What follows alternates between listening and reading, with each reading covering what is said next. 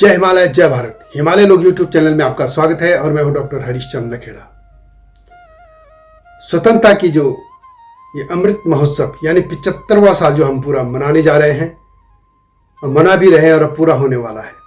इस अवधि में मुझे उम्मीद है और आशा भी है और विश्वास भी है कि पूरे भारतवर्ष में जो राज्य स्तर पे जो गुमनाम स्वतंत्रता सेनानी थे उनके बारे में भी राज्य सरकारों ने लोगों को जानकारी अवश्य दी होगी।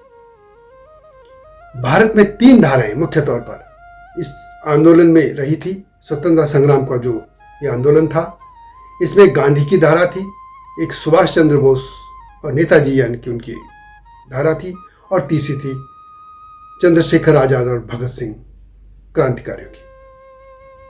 और तीनों ही धाराओं के लोग अपने अपने हिसाब से देश को स्वतंत्र करने के लिए लगे थे और तीनों ही धाराओं में लोगों ने बढ़ चढ़कर हिस्सा लिया था। यह अलग बात है कि हमें अब तक एक ही धारा की अधिकतर लोगों को जानने का मौका मिला। इसलिए उम्मीद कर रहा हूं कि इस जो मैंने 75वां साल चला है, इसमें इन बारे में जानकारी, इन जो गुमनाम थे, जो अन्य धाराओं के लोग थे, उनके बारे में जानकारी मिल होगी।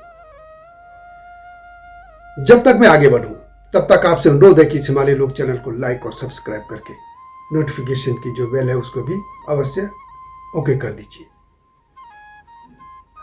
मेरा मकसद सबसे पहले हिमालय क्षेत्र के लोगों को याद करना है, उन स्वतंत्रता सेनानियों को जो गुमनाम हैं, जो जिनके बारे में कुछ भी नहीं लिखा गया है। और ख़ास तौर पर मैं बात करूंगा उत्तराखंड की। उत्तराखंड वैसे तो आंदोलनों की भूमि रही है। आज़ादी के बाद भी वहाँ डोलापाल की सड़क आंदोलन, चिपगो आंदोलन, नशा नहीं रोजगार आंदोलन दो और राज्य आंदोलन और इस तरह के बहुत से आंदोलन वहाँ हुए हैं। लेकिन उससे पहले कुली बेगार भी एक बहुत बड़ा आंदोलन हुआ था और भी कई आंदोलन हुए थे। लेकिन स्वतंत्रता संग्राम का जो आंदोलन था, उनकी तीनों धाराओं में उत्तराखंड के लोगों ने हिस्सा लिया था। उत्तराखंड में जो चंद्रशेखर आजाद और भगत सिंह की जो धारा थी, उसमें भवानी प्रसाद रावत का नाम पहले नंबर पर है।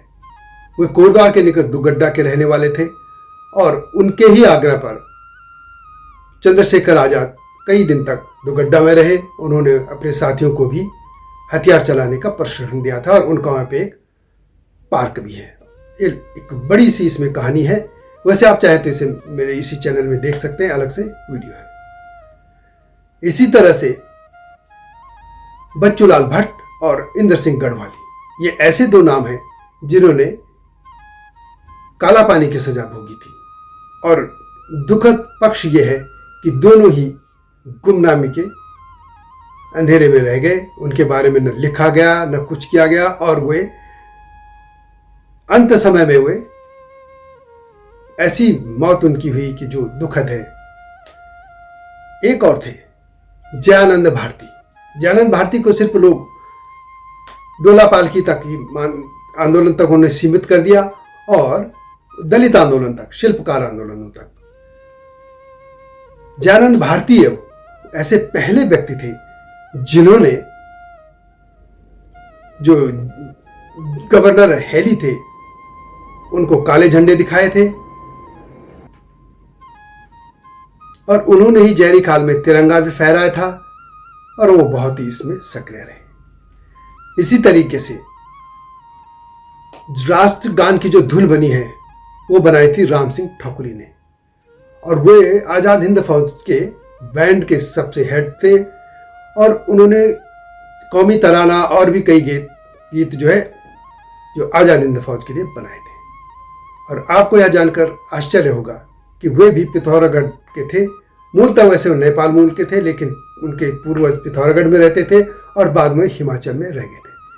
लेकिन विडंबना देखिए कि उत्तराखंड सरकार ने कभी भी उनको याद नहीं किया और उनको हिमाचल सरकार याद करती है, क्योंकि उनको ठाकुरी की वजह वो ठाकुर लिखने गए थे, लेकिन मूलतः वे पिथौरागढ़ के थे। अब आते हैं आज़ाद हिंद फौज की ही और बात करता हूँ। हिस्ट्री की कई किताबों में है, खासतौर पर अजय सिंह बिष्ट हैं, प्रोफेसर अजय सिंह बिष्ट, इतिहासकार, कुमाऊं यूनिवर्सिटी के। उनकी किताब में लिखा गया है कि सिंगापुर मोर्चे पर आज़ाद हिंद फौज के जो सैनिक शहीद हुए थे उनमें अकेले 500 सैनिक गढ़वाली थे। और जो आईने का जो प्रथम शहीद हुआ था सैनिक वे थे दुर्गा मल। वे नेपाल मूल के थे लेकिन देहरादून के डोईवाला के रहने वाले थे और अपनी शादी के बाद वे मात्र 3 दिन पत्नी के साथ रह पाए थे। इस तरह के अनगिनत लोग हैं। सुभाष चंद्र बोस की जो निजी गार्ड थे या उनके जहां वो रहते थे आवास के जो गार्ड थे वे भी चमोली मूल के लोग थे। ऐसे बहुत से नाम हैं। और क्या आपको ये पता है कि गांधी जी की जो दांडी यात्रा हुई थी उसमें 3 लोग उत्तराखंड के थे, कुमाऊं क्षेत्र के थे। क्या आप लोगों को इनके नाम मालूम है? बिल्कुल नहीं। क्या इस अवधि में जो 1 साल का था क्या उनको यह जानने की कोशिश की गई कि वे कौन थे, क्या थे, कहाँ के रहने वाले थे, उनका गांव कौन सा था? मेरा ये मतलब है संभवतः ऐसा नहीं किया गया। और इस बारे में आप विस्तार से हिमालय लोग यूट्यूब चैनल में इन पर वीडियो बनी है। मैंने कोशिश की है कि हिस्ट्री को सामने रखूं। इनका लिंक मैं नीचे दे दूंगा, आप उसको देख सकते हैं। लेकिन मैं इनके बारे में संक्षिप्त ही इसलिए कह रहा हूं कि क्या आप लोग मुझे ये बता सकते हैं, खासतौर पर जो लोग उत्तराखंड के सीमा के भीतर रह रहे हैं, कि इस 1 साल में जो 1 साल बीता है आज़ादी का अमृत महोत्सव, क्या वहाँ की सरकार ने इन लोगों के बारे में आपको जानकारी दी? और भी कई और नाम हो सकते हैं गुमनामी में। ये तो बहुत मैंने कम नाम लिए हैं। यदि आप चाहें तो जो मैंने वीडियो बनाई है भवानी सिंह रावत पे, इंद्र सिंह गढ़वाली, बच्चू लाल भट्ट और राम सिंह ठाकुरी, इन सभी पे आप उन पे अलग अलग वीडियो उनको देख सकते हैं। बहुत विस्तार में उन पे है। लेकिन क्या आप लोग जानते हैं 1 साल में कुछ इस बारे में बताया गया? सरकारों ने बताया।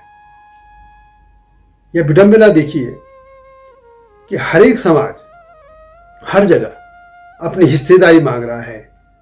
खुद ही उत्तराखंड के लोग गढ़वाली कुमाऊं के संविधान की 22वीं जो अनुसूची है उसमें शामिल कराना चाहते हैं, परंतु इतिहास में कहाँ हैं आप लोग? और एक और बात कि सिर्फ हर चीज सरकार ही नहीं करेगी, ये समाज क्या कर रहा है? उत्तराखंडी समाज सिर्फ और सिर्फ मैदानों में देखिए, शहरों में जो लग रहे हैं, या तो उनके संगठन है और वो संगठनों के जो कार्यक्रम भी करते हैं उनमें वे हर साल डांस करते हैं, नृत्य करते हैं, घर चले जाते हैं। बस उनको ये नहीं कि क्या हमारे लोग थे, कौन से। अब हिस्ट्री आप खुद ही नहीं लिखोगे अपने लोगों की, अपने लोगों को याद नहीं करेंगे तो दूसरे लोग थोड़ी लिखेंगे। आज कहीं हिस्ट्री में कहीं जगह है नहीं है, क्योंकि ये लोग कहाँ थे। भवानी सिंह रावत का जो आप पढ़ेंगे, या बच्चू लाल भट्ट या इंद्र सिंह गढ़वाली या दुर्गा मल, इनका योगदान किसी से कम नहीं है। राम सिंह ठाकुरी, या किसी को पता है कि जो चमोली के, अकेले चमोली के और भी जिलों के इसमें हिस्ट्री में उसके नाम नहीं मिल पाए हैं, लेकिन क्या किसी ने तलाशने की कोशिश की? या वो जो 500 लोग थे उनके नाम कहाँ हैं? कौन थे वे लोग? किसी ने कोशिश भी नहीं की। तो आखिर ये समाज ही जब कुछ नहीं करेगा तो बाकी लोग क्यों करेंगे? तो यही मुझे कहना था कि ये 75वां साल हुआ है आज़ादी का, स्वतंत्रता का, उसमें क्या हमने इन अपने गुमनाम नायकों के बारे में जानने की कोशिश की? आपके गांव में भी इस तरह के कई लोग हुए होंगे। क्या आपने फेसबुक में इस पर लिखने की कोशिश की? फेसबुक में आप लोग जरूर लिखते रहते हैं, कोई कुछ भी पता नहीं क्या क्या दे रहे हैं, लेकिन क्या इन गुमनाम चेहरों के बारे में लिखा? जो पहले से स्थापित नाम है, मैं उनका जिक्र ही नहीं कर रहा हूँ, मैं उनको योगदान को कम नहीं कर रहा हूँ, लेकिन चूंकि हम उनके बारे में बहुत कुछ जानते हैं, गांधी की धारा के हम लगभग सभी लोगों को जानते हैं, क्योंकि उस धारा के लोगों को बाद में पेंशन भी मिली थी और बहुत से लोग थे, और उनका योगदान को हम उनका सम्मान भी करते हैं। लेकिन दूसरी धाराओं के जो लोग थे उनको कौन याद करेगा? तो यह वीडियो कैसी लगी कमेंट में अवश्य लिखें, और ये जरूर बताएं कि क्या आप लोग इन बारे में जानते हैं। अगली वीडियो की प्रतीक्षा कीजिए।